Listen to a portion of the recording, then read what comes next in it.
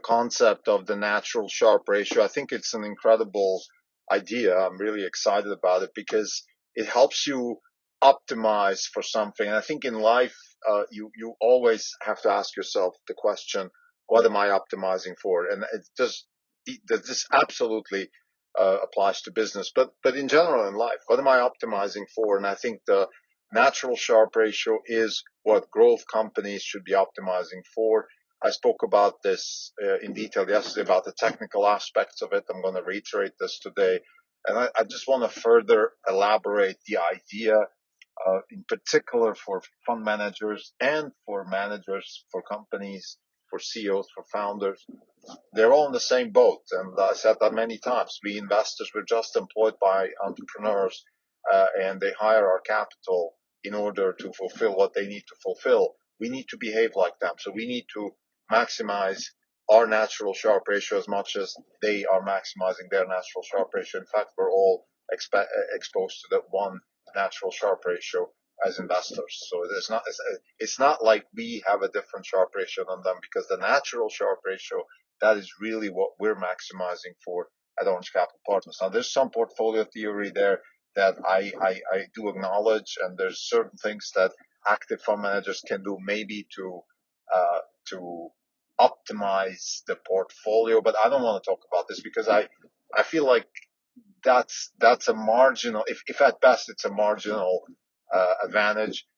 In other words, if you can find a company like Tesla, SpaceX, or the CRISPR companies, or companies along those lines, blockchain companies, whatever they are, that have a very, very high natural Sharpe ratio, then the returns will be so high that you can easily, you don't need to optimize your portfolio. That's my point. This is Not Even Wrong podcast. It's January 18th, 2022. This is Krim Telco for the day. The fund is down at 95 basis points. The market's down 1.5%. For the year, we're down 6%. The market is down 3.65%. We're underperforming by 2.35%. Market's still open. These numbers could change. Let me just jump right into it. So what's going on here? Natural Sharpe ratio. So as a growth investor, what you're looking for is a company with the following characteristics. You want to have a very high expected natural internal rate of return. The natural internal rate of return is driven by how many shots on goal you take. How much are you trying? How many new concepts and engineering practices are you trying to implement? The more, the better. The more you try, the higher likelihood of success. So a company, this is what, let's say, Elon Musk said many times, that a competitive advantage of Tesla is the rate of innovation.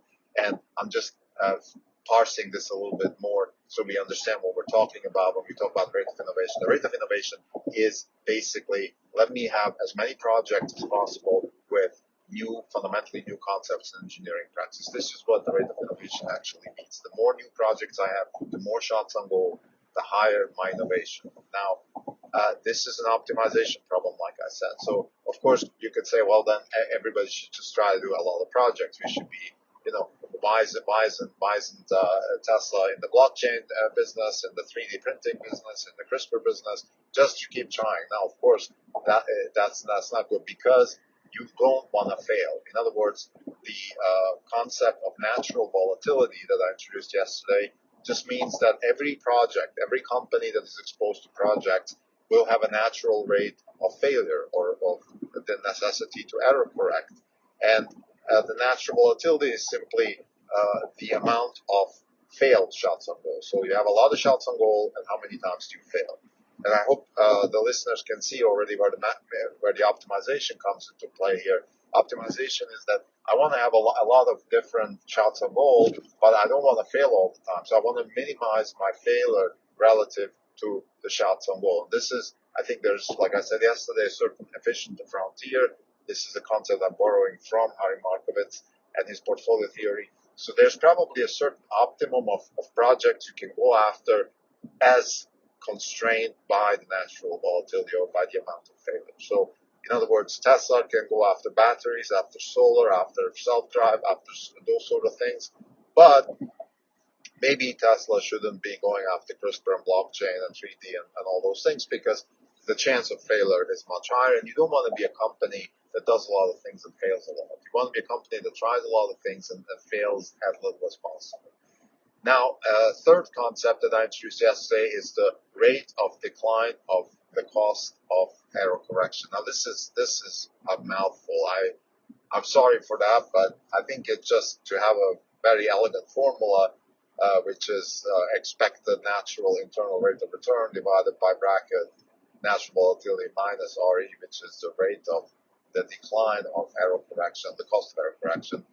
What does that mean? So in a sense, it's if I make errors, then there's a certain cost to error correction. If I can lower the cost of error correction, I can make more errors. So in other words, I can actually I can do a lot of shots on goal if my the cost of error correcting or the cost of failure is very low. And this is something we said many times, that the rate of disruption is inversely correlated with the cost of error correction. In other words, if I can lower the cost of error correction, I can increase my rate of disruption. What this means in plain English is if I keep trying and failing, then the cost of failing shouldn't be high. The lower the cost of failing is, the more I can keep trying. This is what it really means.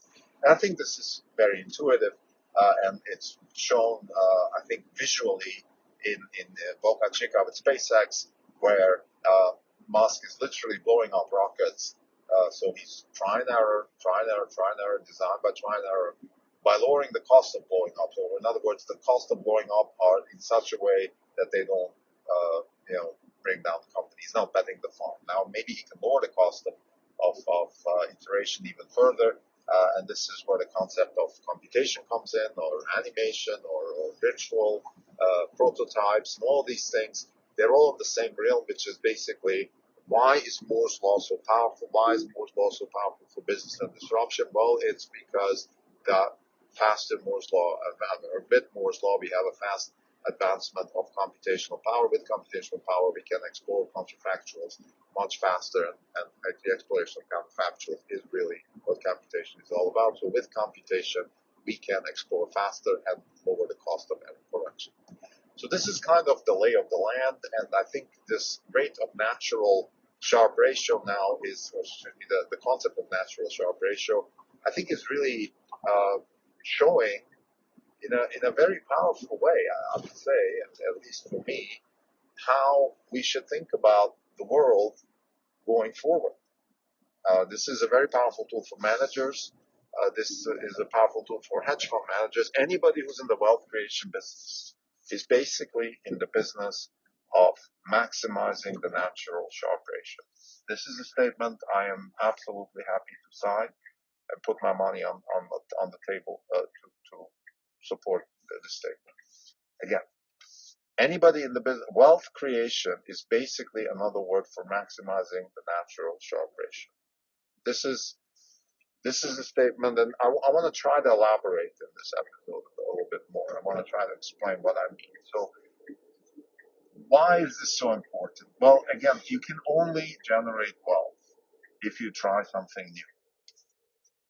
And trying something new is hard because you fail. So if you can find a way to keep trying and trying and trying and keep the failure rate low, or introducing the third concept, lower the cost of error correction. So if you can combine this three variables, maximizing the rate of trial, or maximizing your shots on goal, but minimizing the bracket of natural volatility minus the rate of cost decrease of error correction. Or in other words, if you can lower the cost of error correction fast, you can then fail more because the cost of error correction obviously is lower. So this is what wealth creation is all about. And I for myself, I've been to business school at a very prestigious and supposedly very advanced, and they were advanced, just to be fair, business school in finance, which is Chicago. So Chicago was incredibly useful for me.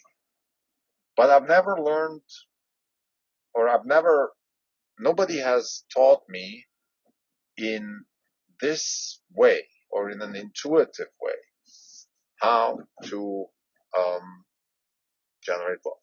So this is this is important. You can say, well, I mean, you don't go to business school to generate wealth, all that stuff. Yeah, look, I don't care. I don't care what the actual situation is. I, for myself, I came to the U.S. I went to business school at Chicago because my goal was to generate wealth. I wasn't interested in getting a job as an investor or working for a private equity fund or for a VC fund or being a COO of a blockchain VC fund or anything like that. I have no interest being an employee. I was always only interested in accumulating capital through wealth generation. This is what I wanted to do. And Chicago couldn't teach me that. And I think the reason they couldn't teach me that is not because they didn't want to teach me that, it's because I think the knowledge of wealth generation is still very rudimentary. We have a principle stack with 4 books, and I think those are sort of, I would say, like the board says, they're basic principles. The basic principles that are conveyed in those books: 0 to 1, the beginning of infinity, the innovation stack, and the innovator's dilemma. Those books certainly help in understanding wealth creation. Clayton Christensen calls it disruption. I think Peter Thiel is much more clear about what wealth, 0 to 1. To me, definitely the most important published book in terms of wealth generation. And I think I want to be, with all due respect to everybody else in academia, and without being too arrogant, I want to add my own concept here of the natural Sharpe ratio as maybe a combination of those things into a more concise expression. It's not a formula, but it's an expression. So the natural Sharpe ratio is an expression which puts our principal stack at Orange Cap Partners, our experience in wealth generation, and some of the ideas that we have that are related to all this, puts it all together in a very nice expression. I think it helps managers think about their business. It helps investors think about investors. So if I invest in let's say yesterday I listened to an interview with the CEO of CRISPR Therapeutics with Kathy Wood, which definitely kudos for ARK investors to do these types of things. Highly recommended for your innovation podcast, where they talk, sometimes invite very interesting people to talk about stuff, and this was one of them. So when I listen to, his name is eluding me right now, but that's not important, the CEO of CRISPR Therapeutics. When I listen to him, I have a feeling his finger's not at the pulse. So I have a bit of a mixed feeling about that. But nevertheless, he said a few things that, you see, once I have this concept in my head, I start listening and hearing. So he spoke about, let's say, the application of rights law in biopharmaceuticals and how you used to do this bespoke stuff, and now you can have platforms and you can start building drug development programs on top of platforms. What this means to me in my world now, with the natural Sharpe ratio in mind, is, okay, what he's saying is I can keep trying a lot more. My rate of failure is maybe high, but my cost of error correction is very low because I have platforming. I don't have to redo the whole thing. I have to reinvent the wheel I don't have to reinvent the wheel every time I try. Let's say I do an entire body screening process for a certain drug. I don't have to. I can use a platform. What a platform means is I can use sort of predetermined processes and just keep iterating around them, and then the results they happen much faster with lower costs. So I'm very happy to hear that, and this really makes me definitely bullish on the CRISPR space. Now, we're not investing in CRISPR Therapeutics for a couple of reasons. One of them, again, management is on the weak side, but that's okay. That's our impression, and I hope if they listen, they don't feel that's just our. People can think about us being weak fund managers. I'm okay with that. Good, different opinions make good markets. Doesn't matter. But what he said is still very interesting, and it applies to the companies that we own, like Intellia, Beam, and Caribou, and Twist, and PacBio. That the rate of iteration and the cost of failure, and that these types of things are in check, that there is an optimization happening here along the natural Sharpe ratio. And I like that. I like that because there is definitely a relationship between a high natural Sharpe ratio and a high valuation in the markets. And this is where I draw the bridge. This is where I draw the line sort of where, of course, everything here is nice and academic, and maybe I can go and give a couple of speeches in certain universities that take this seriously. But in the end, my goal is to generate wealth. And how do I generate wealth? By investing in the market. And I called this yesterday the perceived Sharpe ratio, the perceived volatility, the perceived internal rate of return. So all that stuff that we actually perceive in the markets, which is really what we're exposed to, if you want, as investors in reality, it's the markets. But we don't invest in stocks. We invest in natural internal rates of return with natural volatilities and natural rates of cost of error correction. That's what we really invest in. And the stock market is sort of the first layer of, it's kind of like what is it, the cave fire of Plato, I think, or the thing where people see only the shadows of reality, and we are sort of not able to see the reality as humans. So this concept from epistemology, I think we can apply this to the markets also. But the good news is that we actually see the reality. But a lot of people, a lot of investors on Wall Street, they don't make that step out of Wall Street to the reality. They just stick with Wall Street, and they perceive what they see on Wall Street. So the tickers, the stock prices, the volatility of the stock, that's what they perceive as reality, and that's not what we perceive as reality. What we perceive as reality is the natural Sharpe ratio that we maximize, and the higher that Sharpe ratio is, the higher the perceived reality, meaning the stock prices will be in the higher valuation. And this also explains why we have some very high valuations in stocks, because it explains that with a very high natural Sharpe ratio, you can, of course, forget about things like PE and all that, EBITDA multiples. They don't make any sense because of the growth prospects, but the growth prospects are constrained by volatility and cost of error correction. And this is another thing where you can't just say, well, this company has high growth, because you can have very high growth, but then very high cost of error correction. In other words, let's say if a company has a lot of leverage, they can have very high growth, but then the cost of error correction, if they make a mistake, they go bankrupt. So you have to also look at the cost of error correction. You can't just look at growth. And this is why I think this concept of natural Sharpe ratio is really, really amazing. It helps you frame what you're actually trying to maximize as an investor. And I think that in itself is incredibly valuable. Thank you.